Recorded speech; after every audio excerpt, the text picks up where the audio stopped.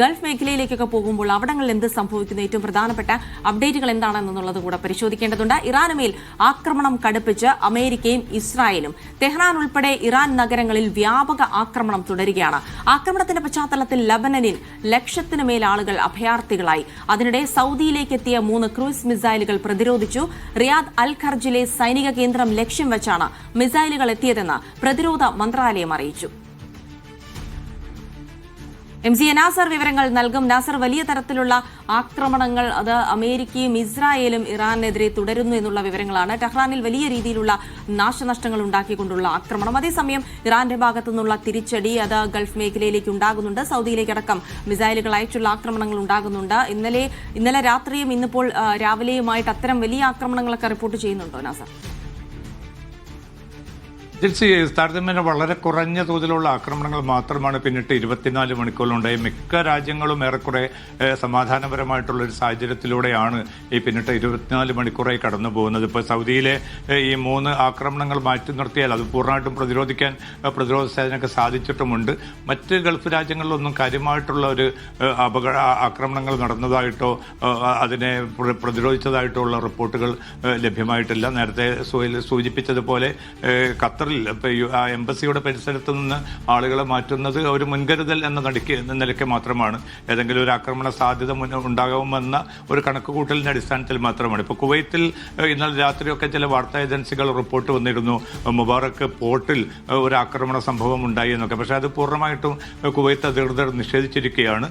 Kuwait ജലാതിർത്തിക്ക് പുറത്ത് ഒരു കപ്പലിന് നേരെ ആക്രമണം നടന്ന വിവരമാണ് അത് കുവൈത്തിൽ നടന്നു എന്ന അർത്ഥത്തിൽ അന്താരാഷ്ട്ര വാർത്താ ഏജൻസികൾ നൽകിയത്. അങ്ങനെ ഒരു സംഭവം മുബാറക്ക് പോർട്ടുമായി ബന്ധപ്പെട്ടില്ല എന്ന് കുവൈത്ത് അല്പം മുമ്പ് ഔദ്യോഗികമായി തന്നെ സ്ഥിരീകരിച്ചിട്ടുണ്ട്. മറ്റ് ഗൾഫ് രാജ്യങ്ങളൊക്കെ അപേക്ഷിച്ചൊക്കെ എന്തൊക്കെ പിന്നെ മുമ്പുള്ള അവസ്ഥയിൽ നിന്ന് ഭിന്നമായിട്ട് യാതൊരു നിലക്കുള്ള ഇപ്പോൾ UAE ഉൾപ്പെടെയുള്ള രാജ്യങ്ങളൊക്കെ ഒരു ആക്രമണം പോലും റിപ്പോർട്ട് ചെയ്യപ്പെട്ടിട്ടില്ല. അതുമാത്രമല്ല, കഴിഞ്ഞ ദിവസം ഇറാന്റെ വിദേശകാര്യമന്ത്രി അബ്ബാസ് അറാഖ്ചി ഖത്തർ പ്രധാനമന്ത്രിയും വിദേശകാര്യമന്ത്രിയുമായിട്ട് സംസാരിച്ചിരുന്നു. അതിലും ഈ പ്രതിസന്ധി തീർക്കുന്നതുമായി ബന്ധപ്പെട്ട് പക്ഷേ ഖത്തർ സ്വാഭാവികമായിട്ടും തങ്ങളുടേതായിട്ടുള്ള ശക്തമായിട്ടുള്ള ഒരു പ്രതിഷേധം ഇറാനെ അറിയിച്ചിട്ടുണ്ട്. കാരണം ഈ പരമാധികാര രാജ്യം എന്ന നിലയ്ക്ക് ഇറാൻ ഇപ്പോൾ നടത്തിക്കൊണ്ടിരിക്കുന്ന ആക്രമണങ്ങളെ ഒരു നിലയ്ക്ക് ന്യായീകരിക്കാനാവില്ല.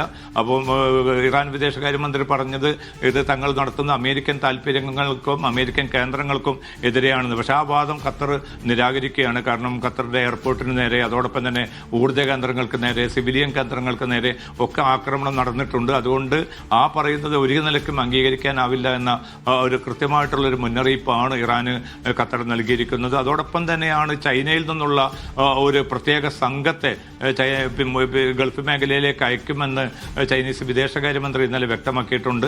കാരണം ഈ പ്രതിസന്ധി എത്രയും പെട്ടെന്ന് അവസാനിപ്പിക്കണം, അത് ചൈനയോട് കൂടി താല്പര്യമാണ്. ആ താല്പര്യം മുൻനിർത്തിക്കൊണ്ടാണ് ഗൾഫ് രാജ്യങ്ങളെ ചേർത്ത് പിടിച്ചുകൊണ്ടുള്ള ഒരു പ്രതിസന്ധി പരിഹാരത്തിനുള്ള ഒരു നീക്കം ചൈന ആരംഭിച്ചിരിക്കുന്നത്. ആ പ്രതിനിധി സംഘം ഉടൻ തന്നെ UAE ഉൾപ്പെടെയുള്ള എല്ലാ ഗൾഫ് രാജ്യങ്ങളിലും എത്തുമെന്ന റിപ്പോർട്ടുകളാണ് പുറത്തു വരുന്നത്. അങ്ങനെ ഒരു നയതന്ത്ര സമ്മർദ്ദം രൂപപ്പെടുത്താനും ആ സമ്മർദ്ദത്തോട് ഇറാനും അതോടൊപ്പം തന്നെ അമേരിക്കയെയും പരമാവധി ആ ഒരു അനുനയത്തിലേക്ക് കൊണ്ടുവരാനും സാധിക്കുമോ എന്നാണ് ഇപ്പോൾ ചൈന ആരായുന്നത്. തുർക്കി ഉൾപ്പെടെയുള്ള രാജ്യങ്ങൾ അവർക്ക് ഇറാനുമായിട്ട് ചില പ്രശ്നങ്ങളുണ്ട്. കാരണം ഇന്നലെ ഇറാന്റെ ഒരു ബാലിസ്റ്റിക് മിസൈൽ തുർക്കിയുടെ ആകാശത്ത് വെച്ച് നാറ്റോ വെടിവെച്ച് വീഴ്ത്തുകയുണ്ടായി.